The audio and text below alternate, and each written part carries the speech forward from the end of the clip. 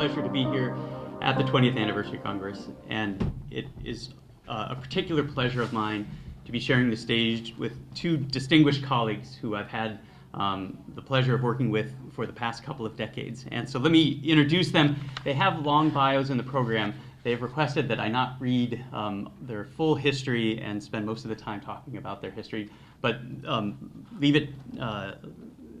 let it rest at the fact that both of them have extensive experience in the watershed. Faith Zerbe, first of all, is my colleague at the Delaware Riverkeeper Network. Faith has been working in the Delaware Basin and the Schuylkill Basin for nearly 20 years now with the Delaware Riverkeeper Network. She's our lead for citizen science-based monitoring program. She collects data, she works with citizens and groups to make sure our data are rigorous, that the data produce actions at the state, federal, and local level. And so it's a pleasure to have her experience and her depth of knowledge to share in this conversation today. Another colleague that I've worked with over the past couple of decades is Dr. John Jackson. John is a senior research scientist at the Stroud Water Research Center. He has been working at Stroud now for 27 years, so nearly 3 decades of experience locally here in the Schuylkill Watershed in the Delaware Basin, but John also has had the pleasure of working in both tropical latitudes and temperate latitudes. A distinguished career working with stream ecology, aquatic insects in particular, but John has also, like Faith, worked at this interface between science and policy, of taking information, taking data, and making it relevant for decisions that we all make collectively as a society. So again, it's a distinguished pleasure to be on the stage with these two individuals, and I think you'll agree that they share a lot of insights into where we've been and where we're going. So with that, are you guys ready to dive into the conversation? Yep. We did have a whole host of questions that people submitted to us. We are not going to be able to cover all of those questions in an hour, and certainly, like Terry mentioned, we'll have time at lunch at the very least to continue the conversation if you want to ask questions of Faith and John or of myself.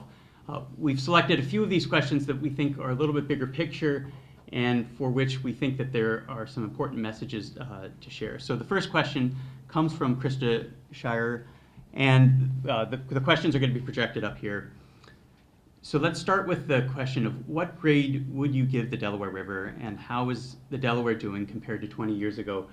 And let me expand on that question just a little bit, not just the Delaware River. Certainly I would love to talk for an hour just about the Delaware River, but certainly it's about all of our streams, from the small headwater streams to the larger rivers like the Schuylkill and the Lehigh, and then the big receiving stream, the Delaware River. So let me start with that question, and I don't know, John, do you want to begin with that? This is a question we often get from different spatial scales, and the reason why is people want to know, tell me the temperature, what's going on. And the data tell us that I would say on average the Delaware River Basin is about a C. If we're going A, B, C, D, E, or F, it's a C. But as soon as you say that, I know half of you are thinking that's wrong, and you're right, because there are many A's and B's. You all know them, and there are plenty of D's and F's, and you all know those too. That's why we average about a C. The thing to remember, and excuse me, it's this is my gray hair showing. We don't remember how bad it was, and there's very little data to look back. So we're looking at 20 years here, but Chester County, for example, we're lucky enough to have some data that extend into the late 60s and early 70s, and we have that also out of Bucks County, for example. And there are a few other places, and we're remarkably better than that. There have been consistent improvements at a number of different sites where we are lucky enough to have 30 or 40 years of data. And so, whereas it's a C, we have no grade from 1950. We have no grade from 1970. So when I give you a grade from 2017, I consider it a good grade. We've really done a better job and fixed a lot of problems. That being said, it's a C. And it's safe to say that as a C, that means we have numerous miles, and I don't know what it comes out for the whole basin, of impaired waterways. But if you count impaired and then measurably degraded, it's probably safe to say about half of them are measurably degraded. And in other words, they've lost sensitive species. We would see that consistently. And that's our next 20 years of challenge. The other thing is we have a lot of EV and HQ streams that have received protection and special protection and anti-degradation protection. And you've done a lot of work trying to get more of those, find those gems.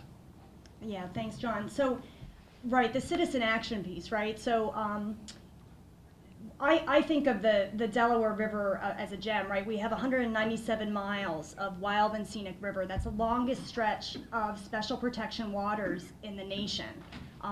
We have an undammed river, right? We have this unique gem, and what I've seen over the years is a lot more highlights of that. We've got the National Geographic coming out on the recreational resource of the river.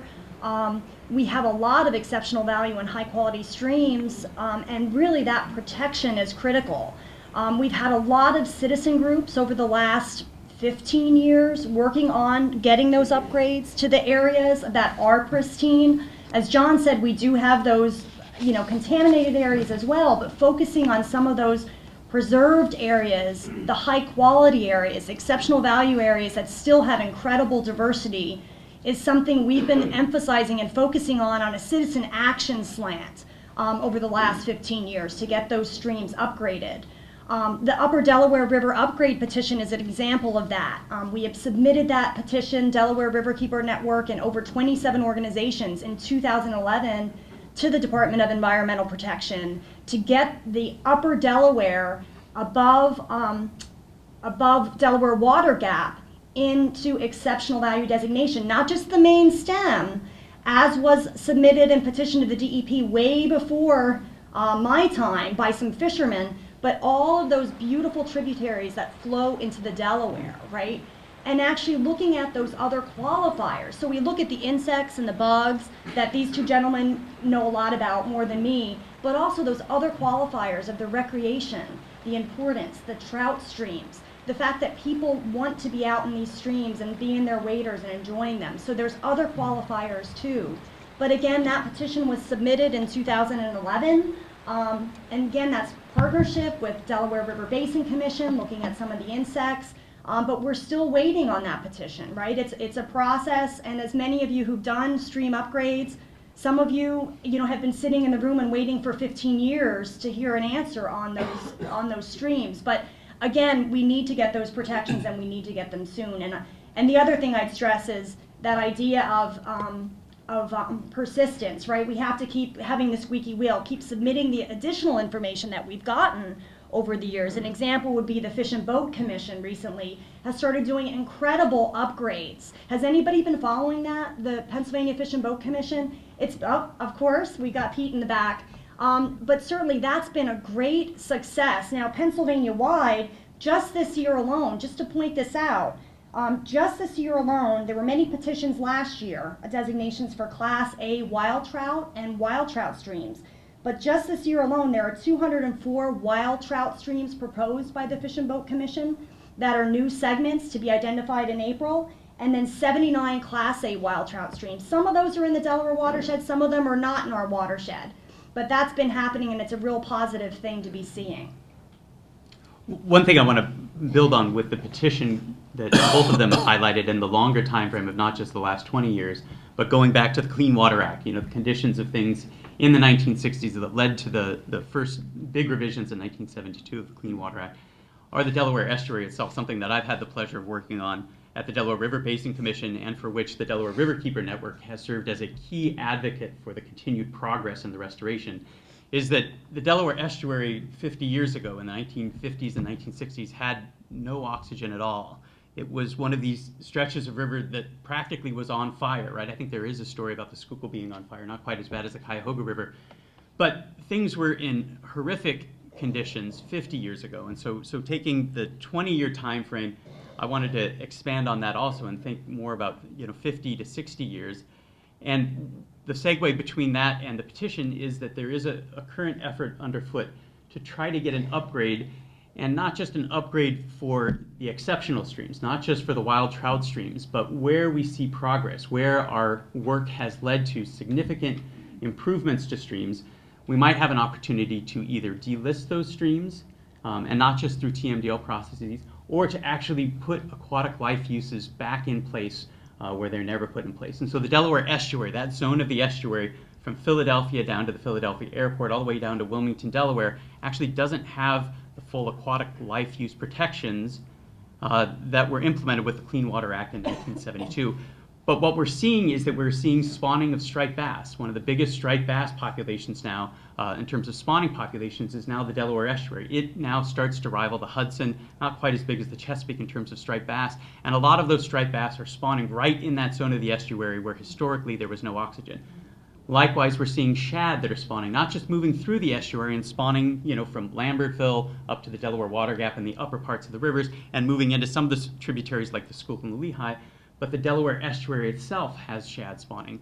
We are also seeing endangered species like both the short-nosed sturgeon and the Atlantic sturgeon that are spawning in the Delaware estuary. So we're seeing some significant improvements, and part of that is to recognize those improvements and codify that and actually change our designations for those, not just for the cleanest streams, not just for the EV and HQ streams, but some of those streams that are degraded, and to recognize that. So there's work underfoot. It was started at the Delaware River Basin Commission. Certainly the partners of the member states and the Delaware Riverkeeper Network are looking to try to capture that, recognize that progress, and continue to look forward and continue with the success, particularly with dissolved oxygen for the estuary, and try to get the last 10-20% of improvements for oxygen that are needed to really solidify the improvements that were started back 50 to 60 years ago. So I think it's, excuse me, it's safe to say you should all take credit.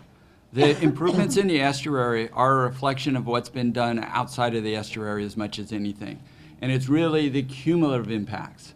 So to see fish reproducing where there was no help or hope in the 60s, they didn't set that as a restoration target, it just happened because no one had a vision on how that estuary would get better. But it did, and it did because of the actions of everybody, locally and cumulatively. And I think the other thing is that it's often missed on people is the idea of changing the designated use. So there's a difference between a warm water fishery and a trout stocking fishery and a cold water fishery and a wild trout fishery and then special protection waters, EV and HQ. And with each of those steps up, you get more protection because it becomes a higher quality. So keep that in mind as you're thinking about restoration, is where do you want to go with it? What's your long-term goal, and how are you going to get to that long-term goal? If you're dealing with a warm water fishery that you think could go to trout stocking just by cooling it, if you're dealing with a trout stocking, which quite often says it gets too warm in the summer, what's it going to take to cool it so that you could have year-round trout and be a cold water fishery? That idea of having long-term goals is something that's really only still developing because we're still learning what it takes to move it along. But once it's there, then you have a new protection status. And you have not only a way of engaging the community in terms of the degree of improvement, but also that leverage that says we have this now, let's not lose it.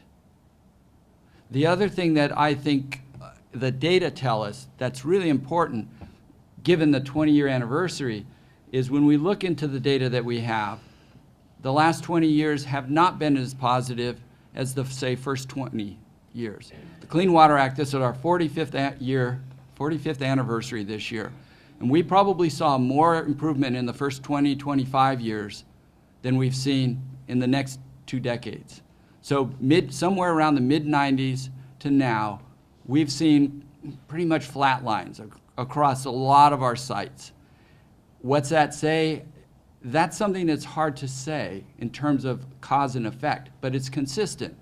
What it probably reflects is not that we haven't made more demands on the water and the watershed. In fact, we know we have.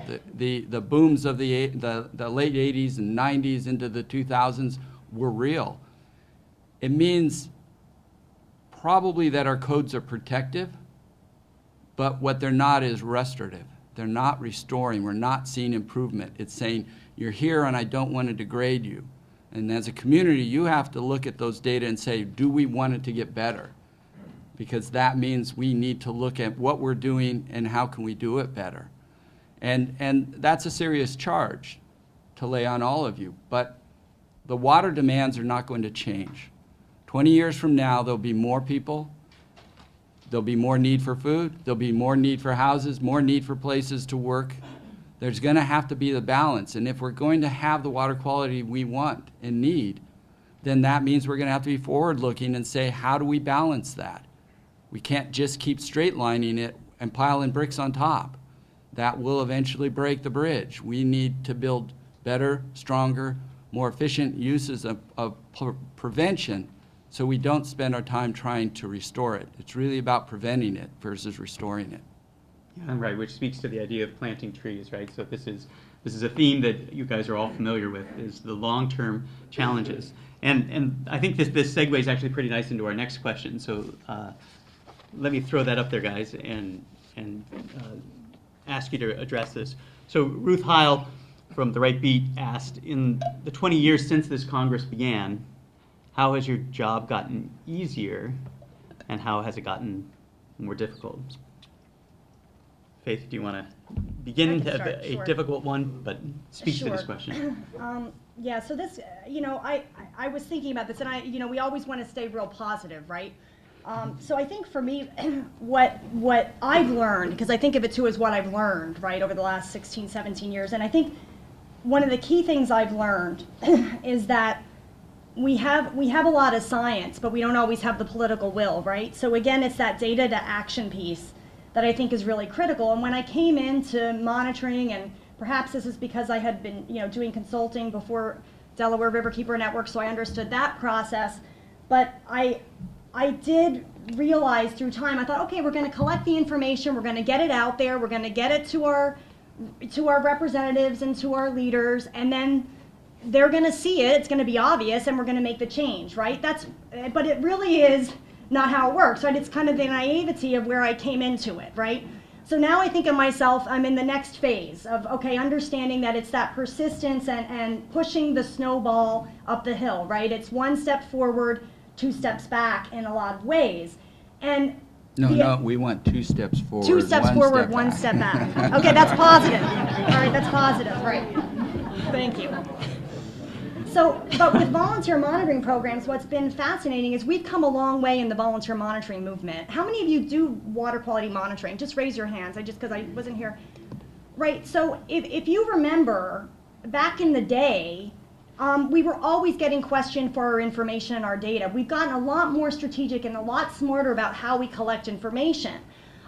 Thinking of how we do it at Delaware Riverkeeper Network, we used to have this broad network of people out there collecting information, right? Looking at water chemistry.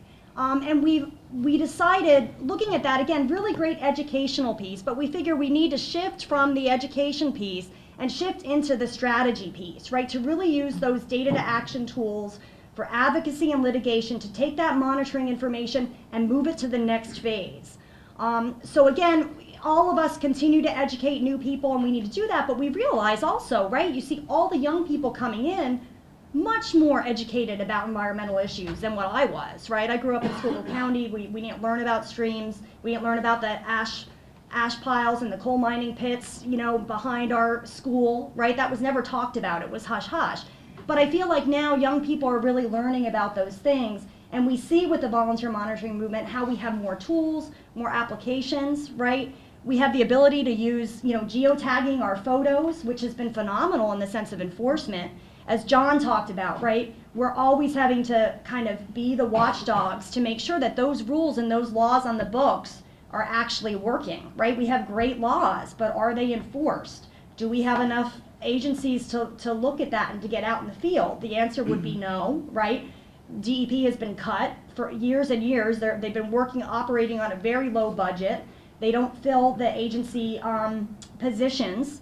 So in a way, that volunteer watchdog effort is really, really important. So I think we've come a long way in the volunteer monitoring community. From the National Monitoring Council also, we have a volunteer monitor position now with that council.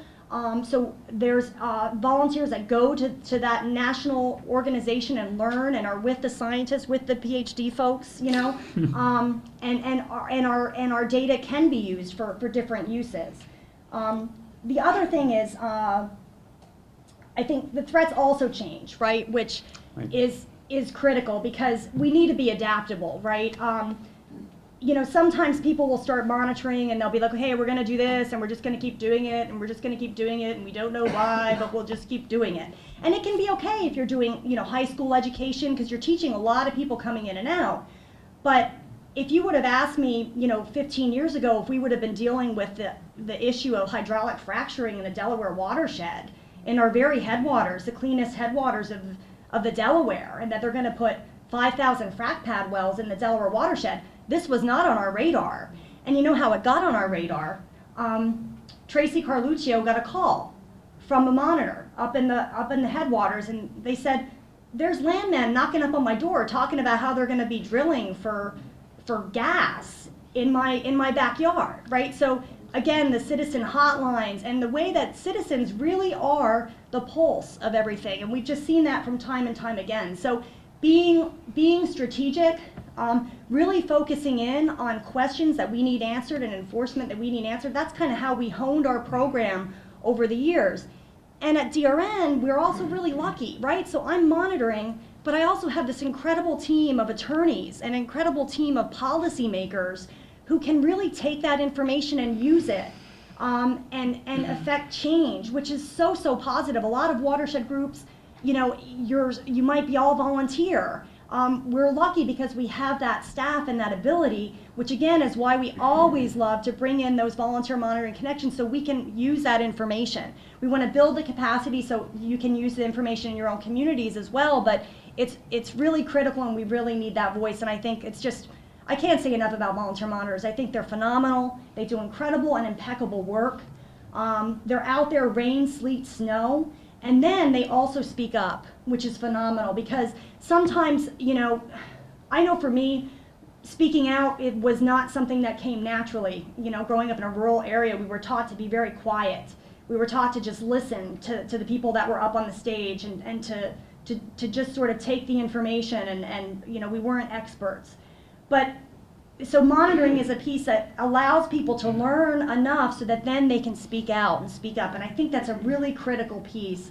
And it's a piece that we've seen with so many of our monitors. They might start out monitoring, they're kind of like putting their toe in. They say, well, I might want to learn a little bit about this, but heck, I'm not going to go to a meeting and talk about gas drilling. But then they rise to the occasion and they have that information, that local knowledge. So that's really a critical piece. So I've learned so much from volunteers since I've been doing this, and I'm honored and privileged to work with all of you and all of the volunteers as well.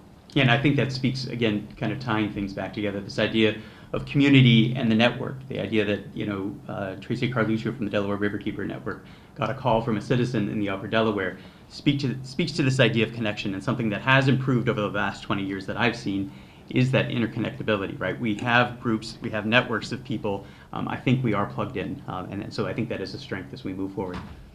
John, do you want to? I think if you were to ask me, is my job easier? It's much easier. And the reason is because we've seen 4,000 of you come through these kinds of workshops. Back in 1996, that's when we first started assessing the quality of the water in the watersheds of the Delaware and of Pennsylvania, for example. Before that, we were blind. And I owe all of you credit and your friends credit because you're the ones who told me where to look, for example, to get a data point, or helped me get onto a property, got me permission, opened the doors at the same time that the regulators were opening those doors. But together, now we know.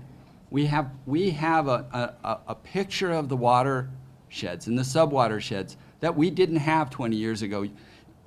You'd be amazed at how much you take for granted now that we were dying to get. So the Surface Water Assessment Program started in 1997. The state of PA had to do the entire state. They did 9,000 sites in 10 years. That's 900 sites a year just to get a picture of the waters of the Commonwealth.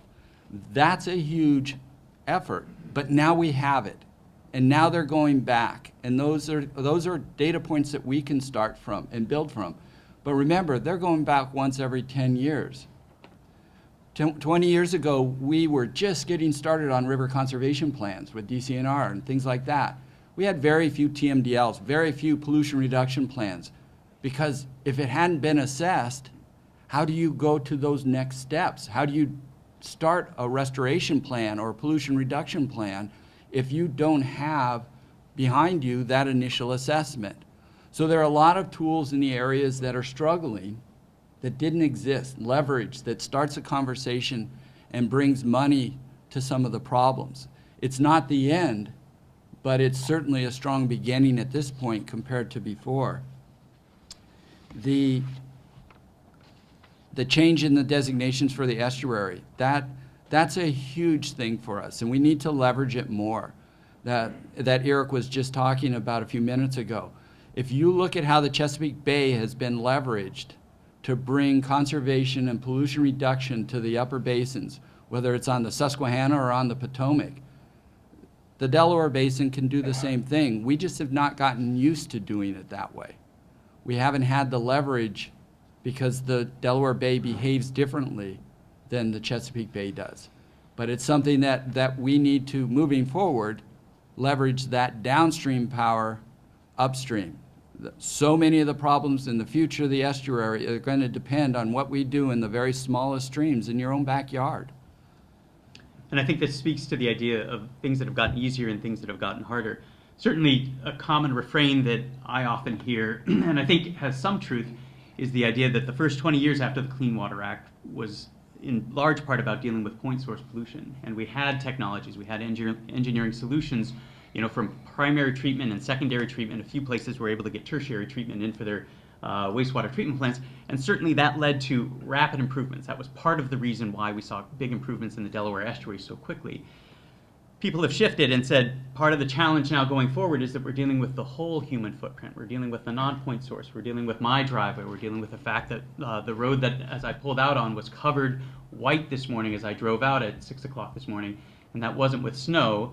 That was because our road department did such a good job of laying a nice, thick protective layer of salt on my road to make sure that I made it here safely today, right? So balancing human safety with the environment is a critical question, and it speaks to the idea of non-point source pollution, but I also think that point source pollution should not be forgotten. It is part of the next 20 years, right? We are still using technology that was implemented back in the 1970s, right? Primary treatment, secondary treatment, our wastewater treatment plants. We probably can ask more of that infrastructure over the next 20 to 50 years.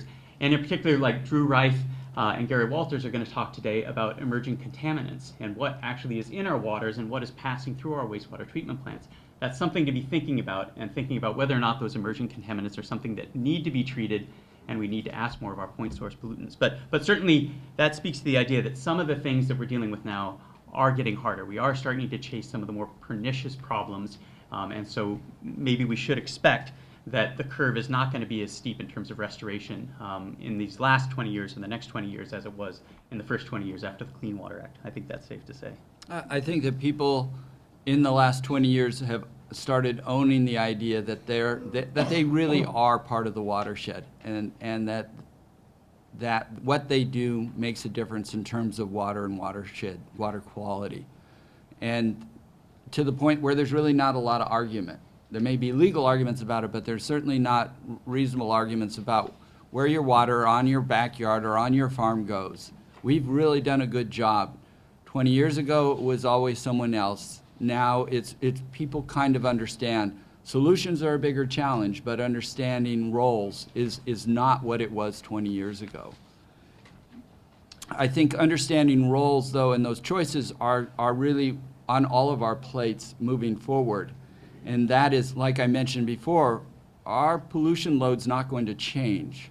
Our footprint is going to increase. And maybe the neat thing is in the last 20 years, we cleaned up the estuary while we probably doubled the number of people. I don't know what the population change in the last 50 years has been in the basin. Yeah, good question. I don't know. But it's significant, whether it's 50% or 100% increase. It's certainly in some of the counties.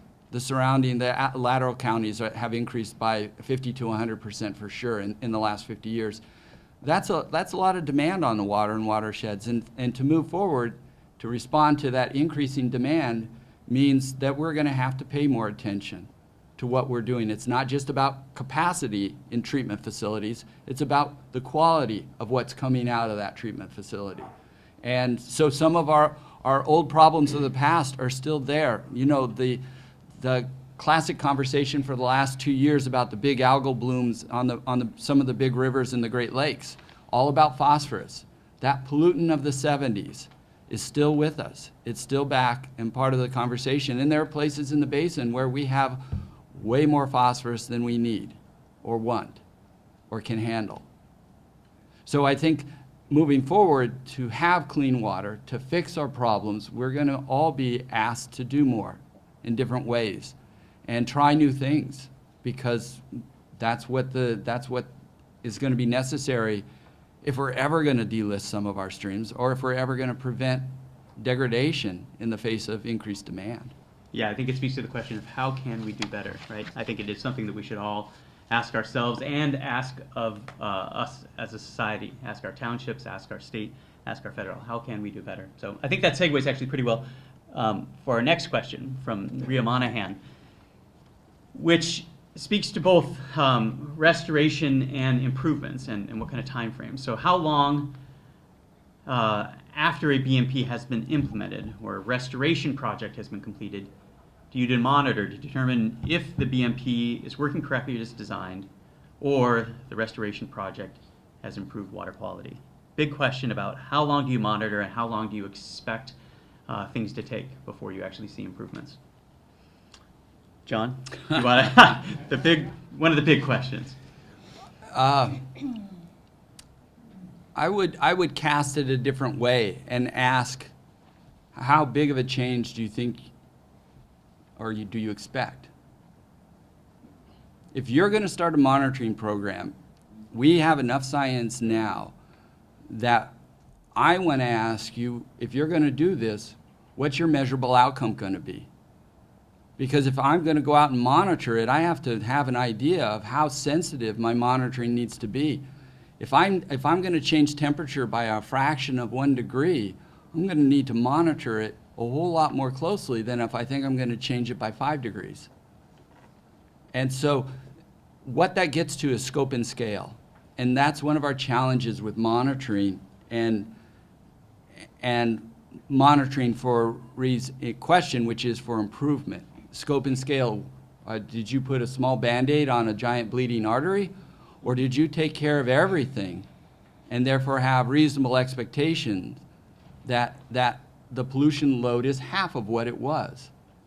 And there's some introspection there. You have to look yourself in the mirror and say, there's nothing wrong with this project, but I need to do 5 more of these or 10 more of these quite often before I'm going to have a measurable impact. So what we've learned in the last 20 years is how to do restoration better on time scale, on space scale, on cost effectiveness. The things that we did 20 years ago, many cases we don't do, both on the cheap end and on the expensive end, because the science has shown us that it's not contributing to what we need to do. And this came up just the other day. How many people here remember biologs from 20 years ago? And how many we staked them in? When's the last time you put one in? I had to tell someone what a biolog was just this week because you don't see them anymore. There was nothing wrong with what we were trying to do, but we've moved on. Many of our early restoration projects from 20 years ago, excuse me, were focused on the channel, in the channel. And one of the things we've learned that you can't ask less than 1% of the watershed to fix the ills of the 99.9% of the watershed. That stream corridor is such a small, you don't ask a sewage treatment plant to be 99.9% efficient. You don't ask your home furnace to be that efficient in a small engineered capacity. Yet at those days, that's where we thought we could talk to people, we could get things started. We've moved from that and we're doing it differently. We've also had enough time. So many of we spent 300 years messing up some of these streams. And yet we're talking about restoration projects that started in the mid-90s or the mid-2000s or maybe 2010. that's not much time to fix 300 years of messing around. Some of the longest restoration projects are actually not in this area in scope and scale. Lidditz Run out in Lancaster is a good one. They've worked on that and done really good work. And they've taught a lot of us a lot of things about what to do in terms of more and better. And that's after 20 years. I'm happy to tell you, though, that we can make a difference. How many people here feel like they have had measurable impacts from their stream and measured it? There are a few hands. If you go into the published literature, there's almost none. In other words, where people have actually put their data to the test. It's not for lack of trying, but we're starting to see some. And the reason why is we've changed the scope and scale, and we've got the data. I have a site now that's 17 years old in Lancaster County, 7 or 8 Amish farms in a row where we did everything we could back in 1999 with them. And my interns just processed the data last week and gave it to us. And I'm happy to say that we're seeing consistent improvement now, to the point where it may be time to start talking to the state about delisting it. That's very cost effective. Time is cheap as long as we're patient, but participation was maximum. A nearby stream, we only had about half of the farmers participate, and at this point we've seen less than half of the improvement. So prioritization is, they're all a priority in my mind, because in 20 years you don't know who's going to have a dairy and who's going to be running corn and who's going to have hay. But if they have the pollution reduction mindset and they have the infrastructure installed, then they have a better chance of not having a negative impact. So I think it takes 10, 20 years. Groundwater, 10, 20 years, depending on how enriched and how big an area. And, but I would encourage you, rather than worry about how long, worry about, have I done enough? And can I do more? And how could I do more? I'd say too, with some of the restoration projects, we've seen some pretty quick results, right? With benthics and benthics coming back with dam removals, right? The Manatani Dam was removed here in Pottstown many years ago, and you could see, how many people remember when that dam went out? How many people were part of that? I don't know if anybody from Greater Pottstown Watershed Alliance is here. But again, when you take out some of these smaller low-head dams, you see the river coming back, right? You see the temperatures changing and some of the benthics coming back. You also see changes with cattle, of course, and John kind of touched on that. Delaware Riverkeeper Network has had a long restoration program. We had, Fred Stein, who put in the first biologs in the Cooper River, right? I think 22 years ago, maybe? So yeah, we definitely modified what we do as an organization. But one of the things I just want to stress is, the bigger the buffer, the better, right? And even if we're not necessarily seeing discrete impacts in the streams, we're giving the streams the room they need, right? And that kind of connects also to riparian buffer protections, right? And some of the work that's kind of waxed and waned, right? In the state of Pennsylvania, there were some protections for buffers. It kind of got a little bit lax with some recent political things over the years. But that idea of giving the streams room and planting trees, and a citizen action component of that, years ago, and this was through a DEP Growing Greener program, but we were tasked with how do we assess these restoration projects? And again, that hands-on, getting people out in the stream and learning that, hey, wow, my stream's in my backyard and I've been mowing up to the very edge. That might be a really, silly thing to do. I should be giving the stream room and filtration capacity with trees. And of course, many fishermen say trout grow on trees, right? So that idea of the room is important. But with citizen monitoring, there was the Adopt a Buffer initiative that we were a part of, which was looking at how do we do with these projects. For years, we planted trees along stream banks, but what we realized, again, honing in, we needed local people who were going to be there for the long term to make sure those trees grew, that invasive species didn't come in, that the deer didn't eat them, that the dude with the mower who comes by, who, staff change and suddenly they're mowing down the buffer. How many of you have planted a buffer and had it mowed down, right? So again, having that vigilance, that watchdog effect and those monitors out there, I believe Wendy Lathrop is here. She's an incredible person on multiple fronts, but she's a volunteer monitor, there she is, who's taken on a buffer for about 12 years or more. She monitored a buffer along the Zerbe Creek Watershed Association. She'd get out, we'd rip out vines. We wish we could have given you more support, Wendy, and we tried, but that idea of just having stewards on the land, making sure those buffers grow. And when we go back to places like Pigeon Creek, some areas on the Manatani, the Ironstone, those buffers are now beautiful. I mean, and there's trees there. And of course, that's creating food for macroinvertebrates that are living there. And there was a change and a shift. Even if maybe we're not seeing it in the stream column itself, and we can't quite delist a stream per se, as John's talking about, I think it's really important. We want to give the stream room. And then the other thing I just wanted to focus on too are river-friendly gardens. This initiative, these ideas, the Chesapeake Bay Foundation has a similar program, but that idea of, yeah, we don't want to just do a Band-Aid. We can't just go in and put a 200-foot buffer in and expect the stream to be great. We want to be dealing with those stormwater issues upstream, right?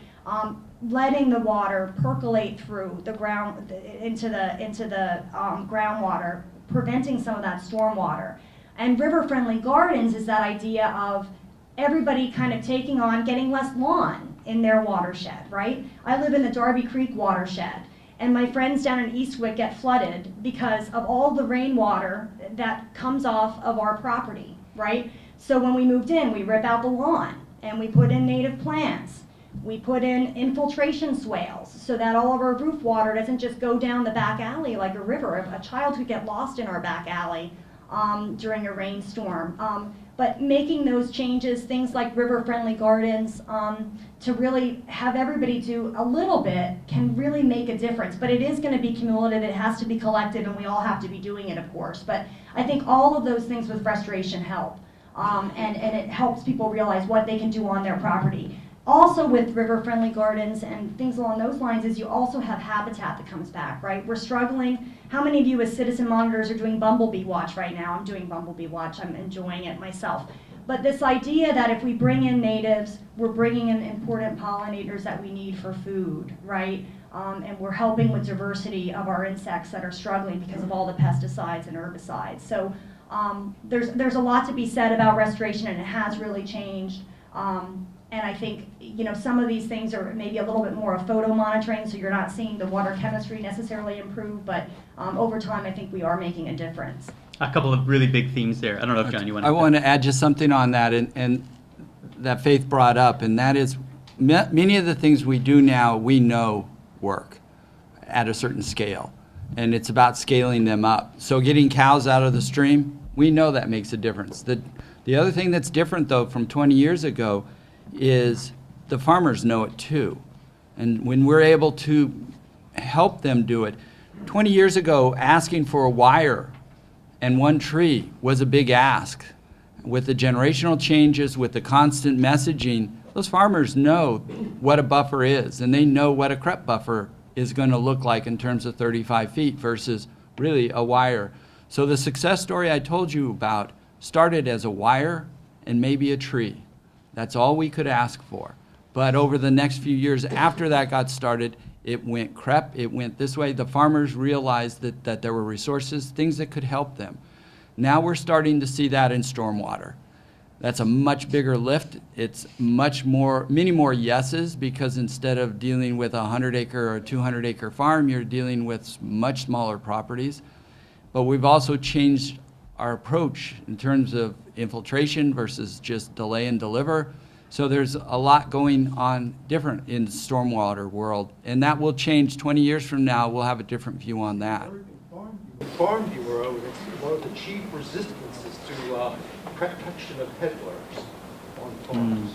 And they have been fighting that, the rule that was just abolished by the EPA, by the president. You know, they've been fighting that tooth and nail. We work with the farmers on their land. We talk to them about where their water goes and what pollutants it might pick up along the way, and how to balance their economic needs with their water quality needs, with their herb health needs, with their crop production. It's a total conversation without bringing in anything else. I mean, that's just, it's a one-on-one conversation. Yeah. One thing that I want to emphasize with this question and the timelines for restoration, we've talked about the scale and scaling up and not expecting too much out of our channel itself. Think about the riparian buffer and then thinking all the way up into the headwaters into each one of our individual properties. I also think that when I look at the program, I think that everyone is answering this question. How long do we need to do this? Fred Loveno from Princeton Hydro, where I used to work, is going to be talking about a watershed over in Bucks County and where they have a TMDL for phosphorus and all of the programs that they've implemented over the last decade to 2 decades and what kind of improvements. And Krista Shirer is also talking about stormwater, so what John was talking about, and a series of stormwater projects and the kind of timelines and the level of scaling up and doing more projects and the kind of benefits you can get. So certainly, I don't think we have a corner on the market in terms of answering this question. Look to the other talks in this program, because I think that that's exactly the question that we're all trying to ask and answer is how much do we need and what kind of timelines do we need to be working in which to see the kind of progress we want to see. So I think it also, the diversity of presentations that you see, if you look at the watersheds within 100 miles of here, most of them are going to have multiple stressors. You're going to have farms in suburbia. You're going to have industrial parks and brownfields and everything in between. So our watersheds that are struggling are quite often struggling from, death of 1,000 cuts. And that's, excuse me, that's what I mean by saying that every project is probably good. Every project is making a difference. It's about doing more of them, connecting them together, acknowledging that there's so many different things. I mean, just going outside the door here, whether you're over in the Perkiomen or over in the Manatani or downstream at French and Pickering, you can find urbanization, suburbanization, and agriculture. And you can also find a wonderful woodlot with a really nice tributary in it and everything in between. yeah, it all exists. We are getting towards the end here. We have about 5 or 10 minutes left before we need to wrap up. But I think there was one more question that we thought we would have time for. And this comes from Wendy Lathrop and speaks again to this idea of thinking about each of our individual properties. So what actions can citizens take to prevent inadvertent contamination of water used in the household? Thinking of detergents, flushing prescriptions, cleaning agents, and so inadvertent contamination and unrecognized contamination. Not just us. Certainly, there are other talks at this conference that are going to address this. Faith, do you want to start, or John? Sure. So, I mean, I guess, the bottom line there is live simply, right? Which I'm sure a lot of us in this room do. And I was thinking about this a bit, and I was thinking about something my sister always struggles with, but that idea of personal impact, and it's really, really important. But what I would focus on, and we can talk about that in a minute, but what I would focus on, I think what we can do as individuals to make the biggest bang is talk to our officials, go to meetings, be plugged in to the groups, to be using the information that we have as a critical mass to speak out. I think that's really, really important. Again, we can talk about those things about using white vinegar for cleaners, right? I mean, and we've come a long way, but I must say, as new people come into the movement, what I've noticed sometimes is they might come in, an example might be gas drilling. This issue really scares people. And, we work with volunteer monitors, and then we go to their homes and we realize, wow, okay, like, they get the issue of gas drilling very well, but they have toxic cleaners, right? Or their lawn, they use chemicals, right? So there is that connection, but I do believe that the biggest thing we can really do is hold our politicians accountable and really support our agencies to get better rules and enforcement in place. Personal responsibility is a really big, important part, and again, we talked about river-friendly gardens. We've talked about ways to do things in our own backyard. All of those little instrumental pieces do make a difference. But I think staying plugged into the movements and being adaptable is really key, right? Think of all the indivisible groups. How many of you have been to an indivisible meeting so far? There's a couple hands, right? But there's been branches of environmental collective groups that have been stemming out of that. And those of us in the room who've been doing this for 20 years, we need to be adaptable. Go to those meetings. help that energy and those people who are new and that passion is there, and let's help direct them and guide them and accomplish what they want to do. So I think that's a really important personal accountability thing, and I think it makes a bigger bang, and I think John's going to talk a little bit more about individual actions. This one, we're lucky. Today, we have two people here talking about these. You could call them emerging. They're really not emerging always. Some of them have been with us a long time. We just finally have the ability to measure them. But Drew Reif from USGS is here, and Gary Walter, who I saw in the back and has disappeared, is here. Both of them have far more data on the subject than I do, and this is an area where we're still learning. So we don't have all the answers. We really don't, but I encourage you to pay attention to these things, because I guarantee you 20 years from now, we will be talking about it differently. I don't know where it'll go. One thing I do know, though, is we live in a world that's chemical. And if you look at what's in your house, in your garage, in your bathroom, in the medicine cabinet, there are all sorts of things that are in there that we didn't have when I was a kid. They just didn't exist. And yet, by the way we live, whether we take it into our body, whether we put it down the sink, whether we put it on the lawn or put it on the driveway or put it on the roof, it's showing up in our water and our waterways time and time again, everywhere we're looking. And what it means, I don't know. Is some of it meaningless? Probably. Could some of it be significant? Without a doubt. We're learning that the hard way. And so the most recent big thing we learned was about asphalt sealants. The city of Austin stumbled upon the idea that runoff from parking lots was killing a stream. And what was doing it was leaching out of the asphalt sealants. And that was a sealant derived from coal versus derived from oil. No one knew that. No one was doing that with any intent on degrading a stream. And yet, here we are today. Fortunately, we learn and we adjust. So it's about learning and understanding and then responding to what we learn about. I think we're seeing the same thing happening with chlorides. Not so much around here. We're seeing chlorides going up everywhere.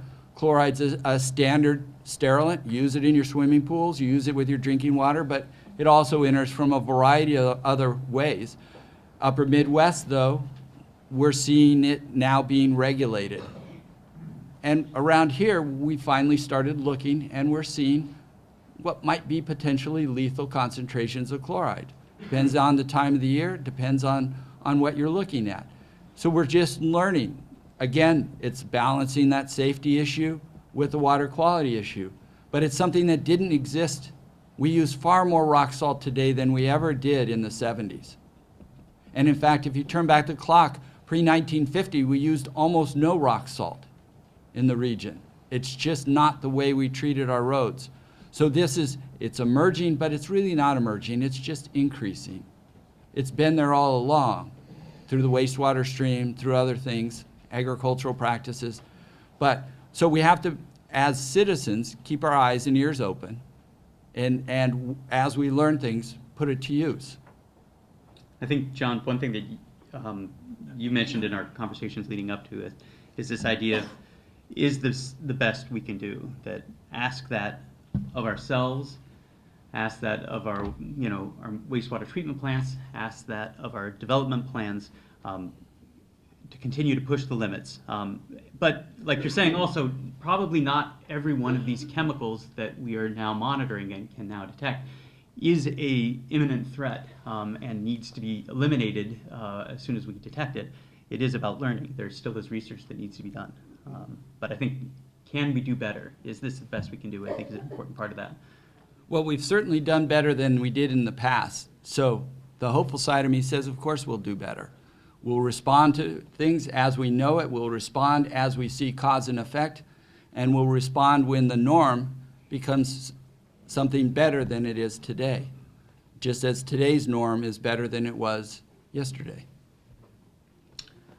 We are getting to the end of, I think, our time, and I don't want to run over and start to impinge on other people's talks. I want to thank Faith and John for taking the time to prepare for this, to think about these questions. Certainly, I think from what we've heard, there is progress being made over the last 20 years. Certainly the progress maybe isn't as fast and as furious as we would like to see it, and we face a lot of serious challenges going forward. But I think we can say that our partnerships are stronger, right? We are learning, we're paying attention, and through that, hopefully we can have hope. Hopefully we can stay positive. So again, let me thank Faith and John for their time, unless you guys have anything final words to say, but appreciate their time and appreciate your questions in kind of teeing this up and focusing this conversation. So thank you all. Thank you.